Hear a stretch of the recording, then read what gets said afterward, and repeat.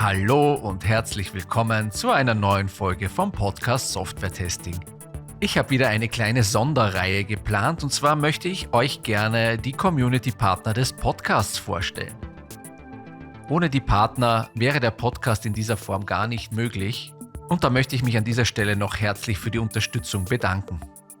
Und wir starten heute mit Hannes Bergsmann, den Initiator der Software Quality Days, auf denen ich mit dem Podcast im April in Wien auch als Gast sein werde. Habt viel Spaß mit der Folge und ich freue mich, wenn wir uns auch auf den Software Quality Days sehen.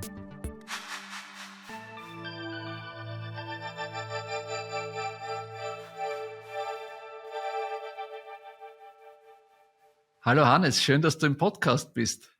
Ja, hallo Richie, danke für die Einladung. Freut mich sehr. Ja, sehr gerne. Das ist ja so ein bisschen eine Spezialreihe jetzt im Podcast. Es geht jetzt hier quasi auch besonders um die Vorstellung der Community-Partner vom Podcast und ihr seid als Konferenz, die Software Quality Days ja mit an Bord, ist ja nicht mehr lange hin, ein paar Wochen, wenn die Folge dann rauskommt, geht's dann auch schon los und ich freue mich, dass ich auch wieder mal in meine Heimat nach Wien kommen kann. Ja, genau.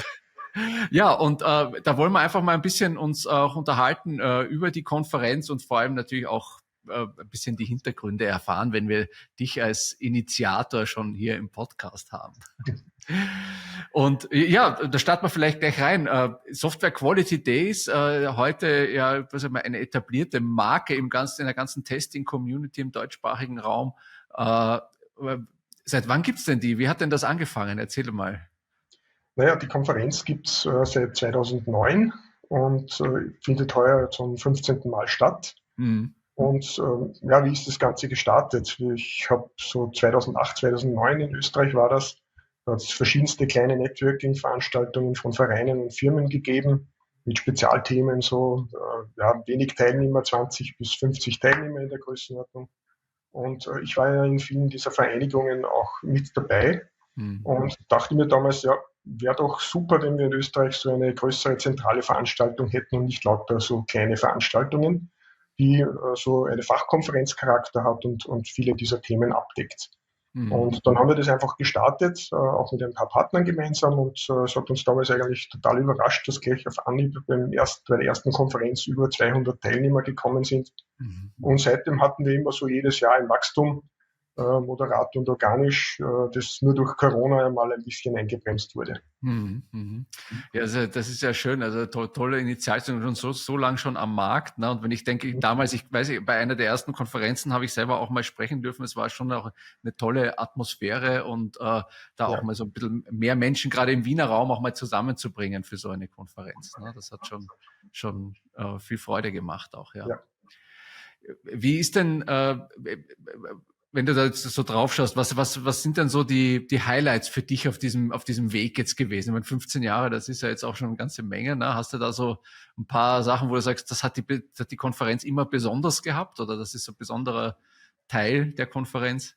Ja, also grundsätzlich von der Ausrichtung oder was besonders ist, dass wir einfach schauen, dass wir eine lockere Atmosphäre für Networking schaffen und dass das so, ich sage mal auch, von der Präsenzkonferenz sind wir nie abgegangen. Es war die Diskussion im Rahmen der Corona-Zeiten oder auch vorher schon, sollten wir mal Online-Konferenzen machen oder nicht. Aber wir sind eigentlich immer bei dem Thema Präsenzkonferenz geblieben, weil hier einfach doch das Networking ganz einen anderen Stellenwert hat und einen anderen Charakter.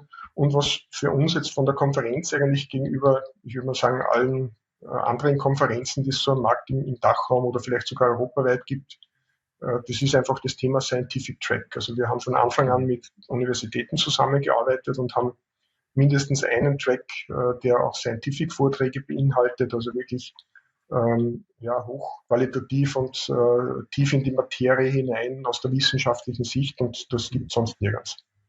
Ja, das ist schon spannend. Hast du da vielleicht gerade ein Thema, was du da mal gesehen hast, wo du gesagt hast, das ist richtig cool aus diesem Scientific Track heraus?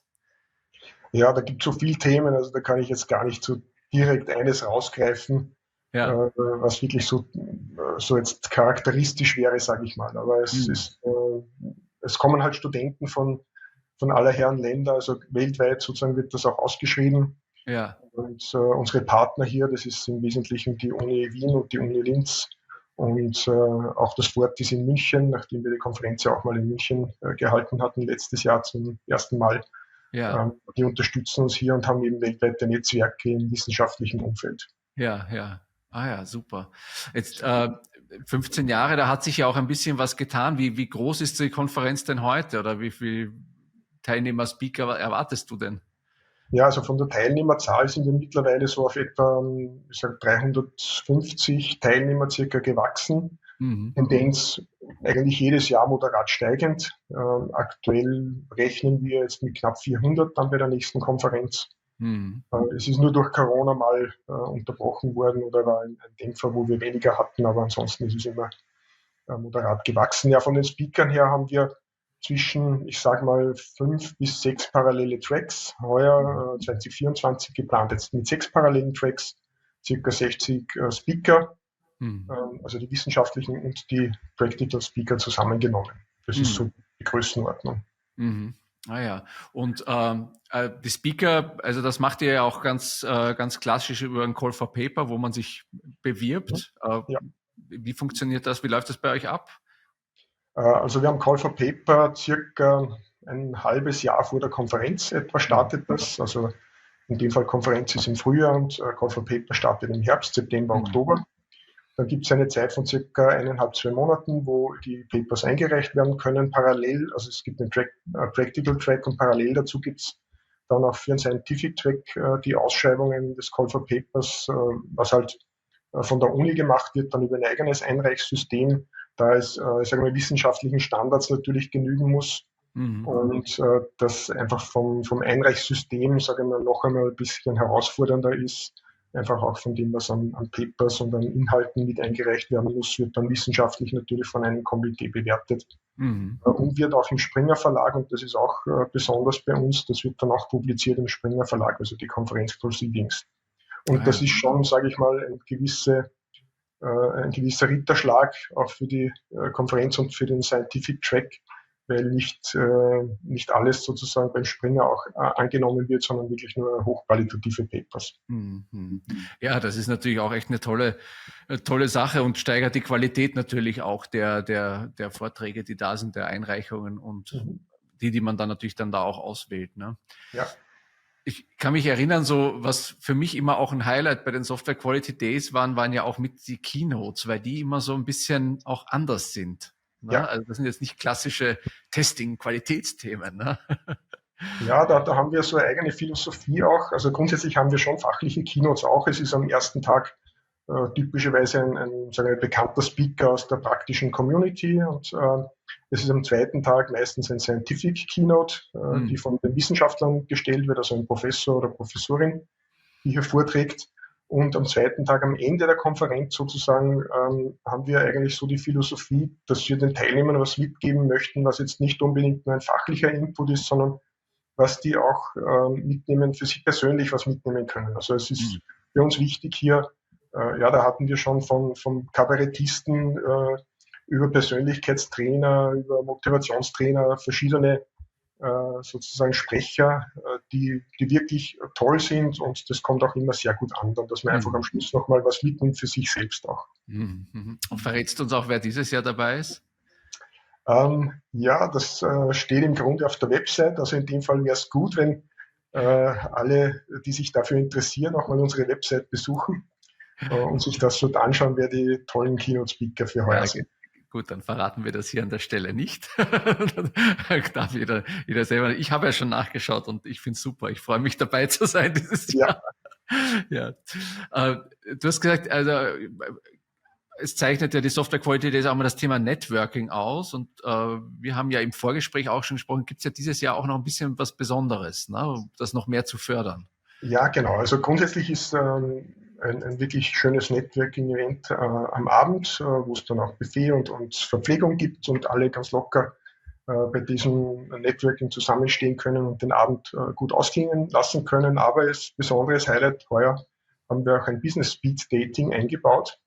Das ist sozusagen ein eigener Bereich, jetzt nicht ein ganzer Track, aber ein Slot sozusagen in der Konferenz, wo dann die Teilnehmer sich innerhalb kurzer Zeit, eine gute Stunde ist das, wirklich schnell miteinander vernetzen können. So in 5 Minuten, 5 bis 10 Minuten Takt wird hier gewechselt. Das heißt, in dieser Runde geht man dann einfach an Tischen einen Step weiter, einen Sessel, den nächsten Sessel und kann sich mit dem nächsten unterhalten und so wirklich, ich sag mal, zwischen 8 bis 10 Kontakte sozusagen auf jeden Fall im Rahmen dieser Runde, vielleicht auch ein bisschen mehr, je nachdem, was sich ausgeht, ein bisschen mehr sammeln und tolle Gelegenheit einfach, um Leute kennenzulernen und um sich zu vernetzen. Ja, das ist natürlich auch ganz toll, weil dieser Wunsch nach persönlichen Kontakten ja jetzt seit Corona natürlich auch noch mal viel stärker ist und man das auch viel mehr wertschätzt, dass man wieder auch in echt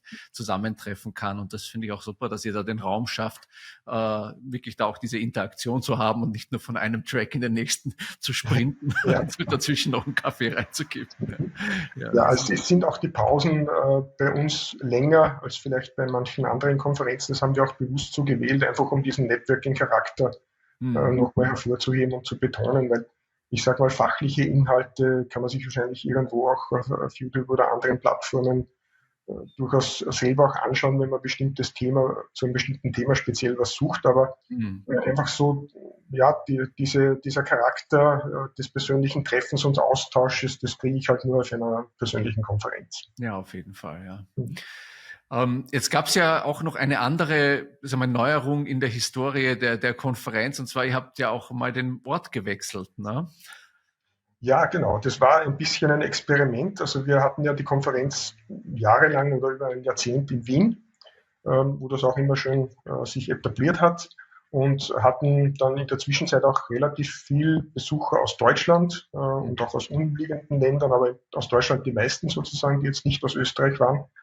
Und daher kam immer wieder die Frage, sowohl von Ausstellern als auch von Teilnehmern, die aus Deutschland waren, ja, macht ja mal die Konferenz in Deutschland. Wir haben uns halt dann irgendwann mal auch in Zusammenarbeit mit der Fortis in München dazu entschlossen, ja, wir probieren das mal. Und letztes Jahr war eben dieser Versuch, wo wir das in Deutschland gemacht haben. Und erstaunlicherweise tatsächlich auf Anhieb hat das sehr gut geklappt. Sowohl die ganze Organisation im Hotel als auch die Anzahl der Teilnehmer und Aussteller. Also wir hatten so viele Aussteller wie noch nie bei dieser Konferenz in München und auch Teilnehmer waren wirklich auf dem Niveau, das wir auch sonst in Wien hatten. Von daher ist der Versuch geglückt und daher ist es so, dass wir vorhaben, das jetzt im Wechsel zu machen, einmal in München, einmal in Wien. Sehr spannend, ja. Ja, und dieses Jahr ist ja Wien wieder dran. Das genaue Datum, 24., 25. April. Genau, ja. Habe ich es mir richtig? Genau. Das kann man sich schon mal im Kalender einkringeln und wir werden natürlich auch in den Shownotes und in den Links die Website verlinken, dass man dann auch schnell sein Ticket auch mit ergattern kann. Und jetzt, wenn du so ein bisschen in die Zukunft schaust, der Software Quality Days, was ist denn so dein Wunsch, was auf jeden Fall irgendwann mal noch passieren soll, was du, ein Meilenstein, den du noch erreichen möchtest damit? Also wir hatten uns ist schon längere Zeit aus, mal das Ziel genommen, dass wir über 500 Teilnehmer gerne haben möchten. Wenn das so weiter wächst, wird das auch mal passieren. Von daher, das wäre sozusagen ein Meilenstein, den ich gerne erreichen würde. Und ansonsten von den Speakern her bin ich bislang sehr zufrieden, muss ich sagen, was Einreichungen betrifft und was die Qualität der Speaker betrifft. Und die Anzahl der Einreichungen, wie gesagt, da haben wir wirklich eine gute Basis, sage ich mal auch. Und das ist ja, von dem lebt ja auch eine Konferenz, dass man sagt, ich mache nicht nur irgendwen als Sprecher, den ich halt gerade finde oder kenne, sondern dass man tatsächlich auch breit ausschreibt, dass man ein breites Spektrum reinbekommt, dass man eine gute Auswahl an Vorträgen hat. Von dem lebt so eine Konferenz ja auch. Und das ist auch so unsere Philosophie, die wir verfolgen. Ja, super. Ja, bitte. Vielleicht noch ein Hinweis, weil du gesagt hast, sozusagen vom Datum her, es findet ja einen Tag vor der Präsenzkonferenz heuer auch erstmalig, das ist auch eine Neuerung, ein Online-Tag statt. Wir hatten zwar gesagt, dass wir jetzt keine Online-Konferenz machen wollen, aber aufgrund der großen Anzahl von Einreichungen haben wir die leider alle nicht mehr untergebracht an diesen 2 Tagen. Das ist sich einfach nicht ausgegangen. und die Location war nur für 2 Tage reserviert. Also von daher war es auch nicht möglich, das jetzt auf 3 Tage auszudehnen als Präsenzkonferenz. Mhm. Und jetzt haben wir entschlossen, einen Teil der Speaker sozusagen den Tag vorher als Online-Konferenz zu machen, wovon wir 2 Tracks jetzt haben. Und ein Track ist tatsächlich der komplette Track über Artificial Intelligence-Themen im Umfeld der Qualitätssicherung, des Testens und im Rahmen des Entwicklungsprozesses. Also es hat uns vielleicht ist nicht gerade total überrascht, aber weil jetzt gerade die Zeit auch der Artificial Intelligence-Themen ist. Aber es waren doch erstaunlich viele Einreichungen zu diesem Thema. Und da haben wir beschlossen, dass wir einen kompletten Track zu diesem Thema auch machen. Also super, das ist, finde ich auch, also ich merke auch hier im Podcast und auch sonst, wenn ich selber bei Vorträgen bin, das Thema brennt gerade unter den Nägeln und man will wissen und machen und tun. Und egal, worüber ich gerade einen Vortrag halte, die Fragen gehen dann immer Richtung KI und was man damit zu tun hat. Das ist sehr spannend. Ja, super, dass ihr da dem auch so einen Raum gibt. Das finde ich klasse. Ja, sehr schön. Das heißt, den Termin alle mal einkringeln und gleich auf die Website gehen und nochmal schauen, dass man sich noch ein Ticket zieht. Und ich freue mich, dass ich dieses Jahr auch mit dem Podcast vor Ort dabei sein kann, im bewährten Rahmen, ausgewählte Speaker, mit deren Themen auch interviewen kann und dann auch das für den Podcast mitnutzen kann. Und ich freue mich selber auch wieder dabei zu sein. Ich war ja schon viele Jahre jetzt nicht da, weil ich einfach nicht mehr so häufig in Wien bin und da freue ich mich auch wieder dazu zu kommen. Das wird sicher eine schöne Sache. Ja, in dem Sinne, Hannes, vielen lieben Dank, dass du hier Rede, Antwort, Fakten und ein paar Storys von uns geteilt hast. Und ich wünsche dir viel Erfolg mit der Konferenz und auch mit den weiteren, die noch folgen. Und wir sehen uns ja spätestens im April in Wien. Ja, vielen Dank. Ich freue mich, wenn wir uns dann in Wien treffen und persönlich plaudern können. Genau, schön. Dann Dankeschön und schönen Tag noch. Gleichfalls.